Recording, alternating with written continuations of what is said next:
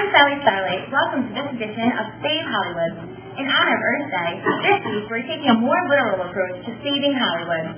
Freeport International, the environmentalist radical group, has recently unveiled their plan to tear down the Hollywood sign.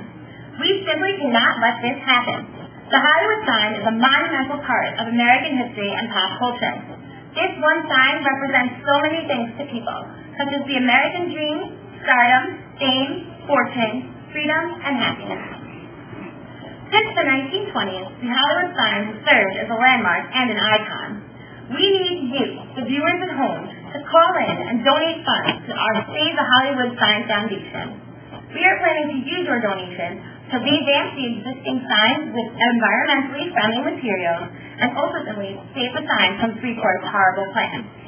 Throughout the show, please call us your donation. The number is 1-800-I-SAW-THE-SIGN. You can also go online and donate at www.isawthesign.org. To talk a little bit more about how important our cause is, today we have three very special guests here to tell you their stories. First, let's hear from Miss Rose DeWitt, who has no relation to the lady from Titanic. Rose? Thank you, Sally. Hello, everyone. My name is Rose DeWitt, and I was 16 when the Hollywood sign was built in 1923. I was there trying to make it in the acting biz. I also got to witness and be a part of the blooming time for Hollywood and the start of what would be the movie capital of the world. The sign started off to promote property in the Wooded Hills area where my famous celebrity friends were building their homes. The sign was huge, nothing anyone in LA had ever seen before. My fondest memory of the great iconic sign was that I was trying out to be in a black and white silent movie in 1925. Yes, I said black and white, not color, not digital, or even HD TV. Anyways, I was a blossoming 18-year-old trying to be Christine in the Phantom of the Opera. It was going to be the biggest hit in Hollywood. Well, I tried out, and I didn't do very well, I guess, but the director thought I was amazing, and he asked me out. That night, we went out in the town, and he said he was going to take me somewhere special.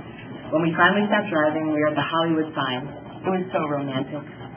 It was there where he first kissed me, and where he later proposed to me. Although Rupert passed away 15 years ago, bless his soul.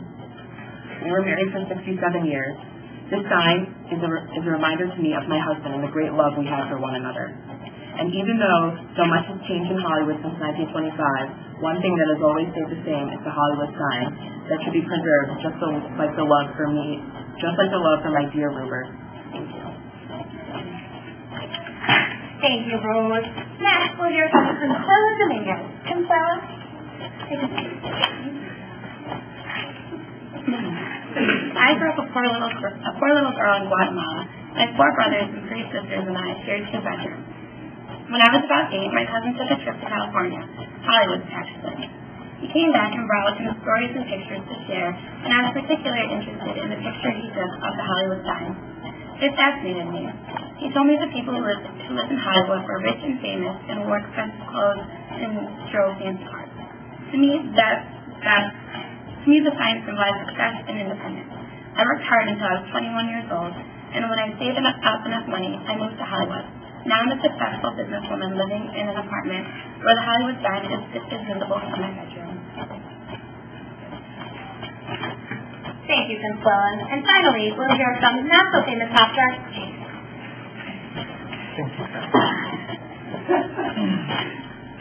I was the boy who knew one day I wanted to run away to Hollywood and become a star.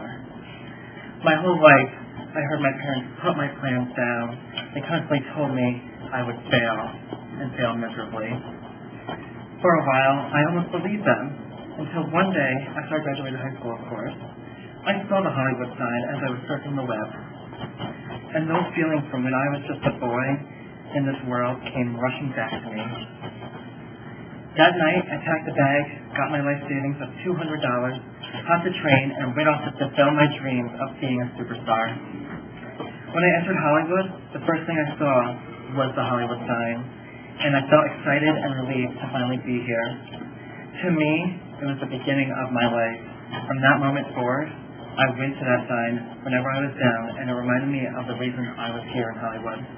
Now look at me. I'm kind of famous in my own head. Thank you, James. So, please, keep those donations coming in. We really appreciate them.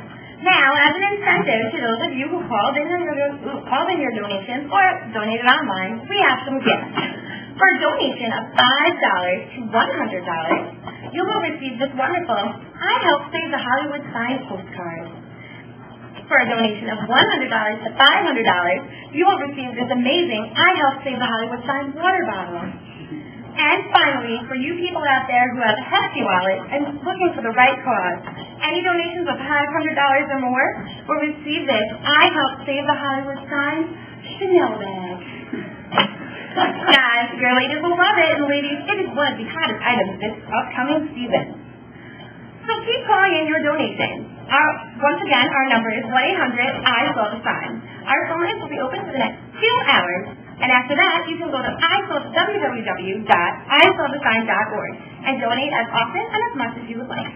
Up next, we have Madonna and Justin Timberlake here with a special version of their new single, 4 Minutes to Save the Hollywood Sign. We'll be right back.